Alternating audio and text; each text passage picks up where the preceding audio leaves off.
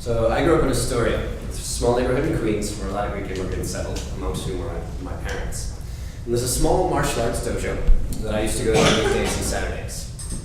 It was on 31st Street and 30th Avenue. And as you walk into this building, in the first area are 3.5 by 5 photographs plastered on the walls of all the competitions we'd been to, all the tournaments we'd won, all the shows we'd put on, albums on the floor, an office over on the side surrounded by trophies, medals hanging in the window display. In the next 40, 50 feet, it's a narrow, long, rectangular room, are wooden floors and mats up against the wall, punching bag hanging on the side. And this is where all our training happened. And way in the back was a trampoline. And I used to love bouncing on the trampoline and doing backflips. I'd bounce on the trampoline, go up, grab my legs, flip over, then down on the trampoline, bounce up, and flip over.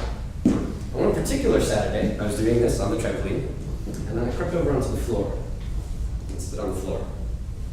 I bent my knees, and then a knot started to build in my stomach. I got ready. Knees were shaking. I swung my arms, I stopped myself, stepped backwards, and fell on my butt. And my sensei, Peter, saw this happening. Now, Peter's 5'4" tall, 3'2" wide, stacked, like washboard stomach, shoulders like bowling balls, small animals could surf down his pecs. And Peter sees me doing this and calls me over with his eyes. And I come over and I say yes. And he grabs my shirt, grabs my t-shirt, and he says, do a backflip. I said, something happened, right? Just do a flip. I'm like, but I'm not ready yet. And he says, jump and flip. I say, but I'm not ready, I'm scared. And he goes, flip! I'm like, I'm really scared. He goes, do it!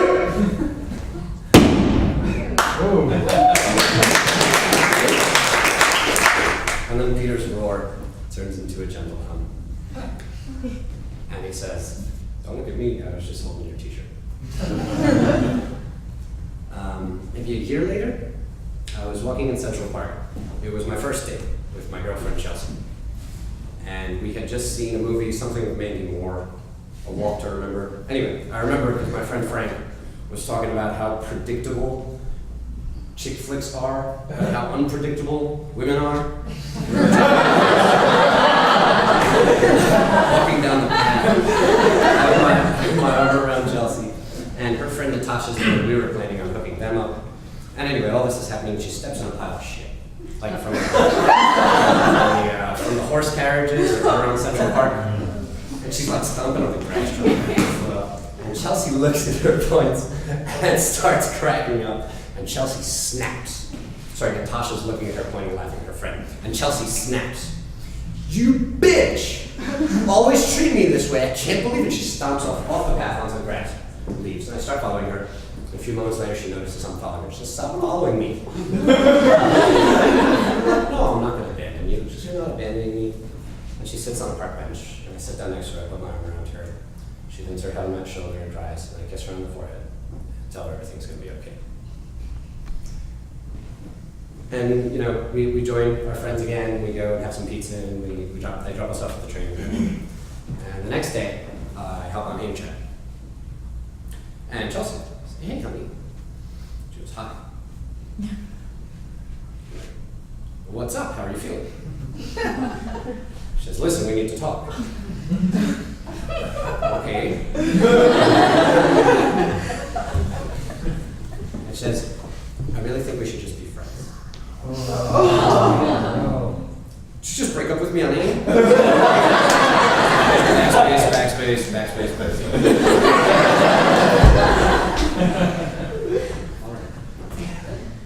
When I was 8, I got a 95 on the math test. I brought it home and showed it to my mom. Mom, look, I got a 95. And she takes the paper from me, looks at it, looks me dead in the face, and says, where are the other 5 points? Fast forward to I'm 21 years old. It's my 21st birthday party. And I'm excited about this. I was planning it out, thinking who's going to buy my alcohol. Wait a second, I'm 21. So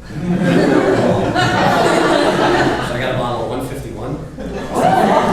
That's the most bang for your buck. So everyone's shit-faced. All my close friends are there, everyone I really care about. We're in the basement, the music's loud, we're all having fun. And my brother gets really sentimental when he's drunk. And I'm sitting there, serving everybody. And drink, brings it over, he's talking to me, he goes, bro, I just want to tell you, I love you, man. I'm like, I love you too, bro. I really do. We all hugged and this and that. He goes, are you happy? I'm like, yeah, I think so, you know. Things are going well, college is going well, working here and there. And he goes, yeah, but, I mean, what's missing? I don't know. I've always kind of been lonely in my life, never really had anyone, you know? And at this point in my life, I'd never had a girlfriend. I had little relationships like Chelsea's that didn't work. And he goes, he squats down to like here. And I squat down with him. He goes, pray. And neither of us are really religious at all. And he goes, pray to the universe, send you a request out. Ask for something. And the universe will send you a command. So I close my eyes and I hold his hand and we pray together.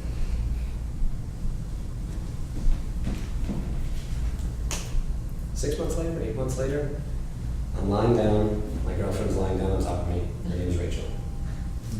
We were both naked, we had just had sex, drenched in sweat, the couch got beat up, the table to the floor, maybe upstairs.